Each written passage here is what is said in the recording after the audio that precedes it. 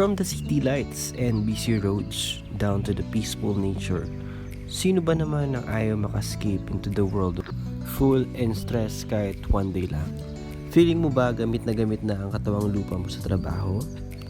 Bigat na bigat ka na ba sa mga reklamong natatanggap mo at hinihiling mo na lang na sana gusto mo nang maglaki? Hinihintay mo, tara ilista, recharge yourself and avoid quitting your job.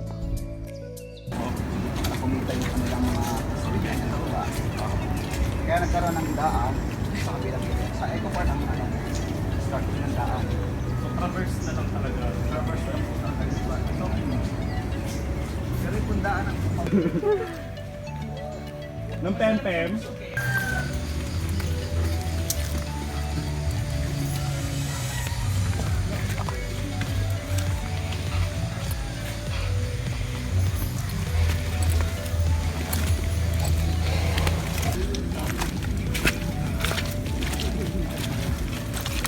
Iba talaga? Kamusta Elise? Right now, we're here at Mount Bikay sa paanan ng bundok. From here, after this moment, siguro nasa nakailang 2 hours na ba, no?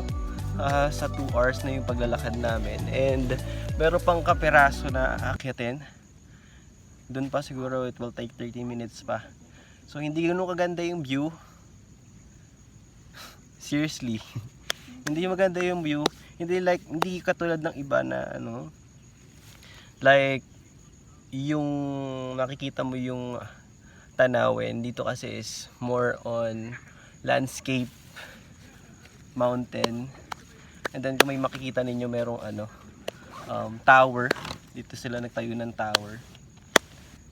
And yeah, after this baba kami ng bundok. Punta naman kami sa yung hidden falls nila dito. Ano sinasabi? By the way, this is from Laguna pa. Pangil, Laguna to be exact. And yung hidden falls nila dito is tinatawag nila na Puntot Palos Falls. Yes, Puntot Palos Falls. Sobrang muddy ng daan because medyo maambon, sobrang hirap. Grabe. Sobrang dami ng mga paa namin.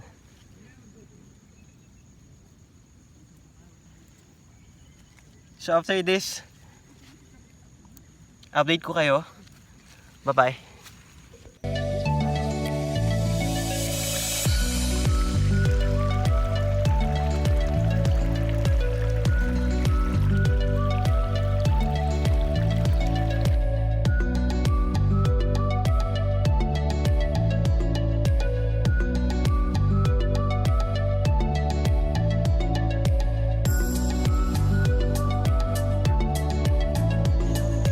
Magpahinga tayo.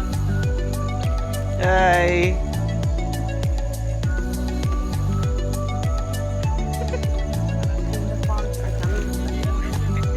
Kumusta naman? Okay na ako. Sobra!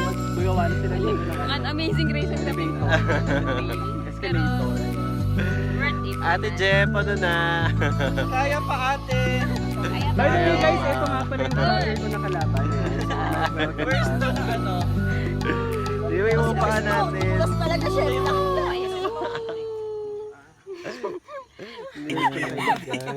Akala ko na. Gumagapa! Hi ka naman, Rod. Hi guys! Welcome to YOLO's channel. Just to let you know, kasi po magagandang mga mountaineers kami. Yun. Ayan. Hindi naman may mas malma pa dito actually. Kaso nga lang dahil nga 1 year kami tumigil, pakiramdam namin first timers na naman kami. So parang grabe. Kasi tandala natin yung ganung poste. Oh, ayun pa oh. May sumisigaw. Poste kanina gamit na ako eh. E di ganyan-ganyan yan. Pakubad ako ng sandals. Kasi pag Dalawang medyo. So hindi pa malapit. Lubad ko lang yung sandals sa gitna. Dito po tayo dumaan. Pagkalusong po natin, aahon pa po tayo ng mahaba.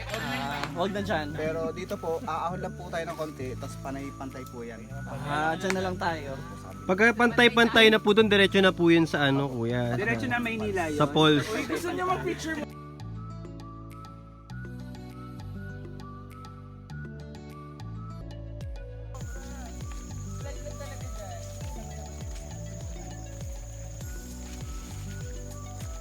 Marami kami.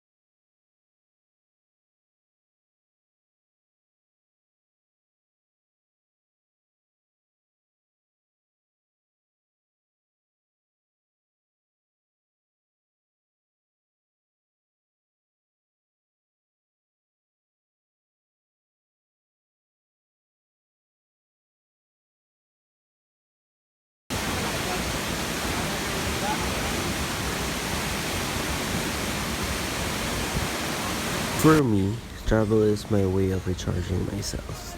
From busy and medyo toxic na work, I am a call center agent, and being a call center agent, we absorb different concern from our customer. Pag namilas-milas ka pa, makakarinig ka pa ng sobrang bigat na problema mula sa kanila, na milagro na lang yata ang tanging paraan para masolve lang ang problema nila. In that case, marami sa mga call center agent na nadadala ang problema ng ibang tao sa sistema nila. Bibigat at minsan sasabihin na lang nila na hindi na nila kaya. In my 3 years of working in BPO, I also felt that kind of feeling of quitting. Pero naisip ko, why should I? Kung pwede naman magpahinga kahit sandali and release the stress and recharge yourself.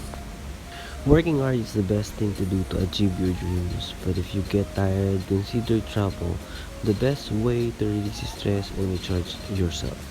If you like the video, click like, push the notification bell, and subscribe. Salamat, Yulista!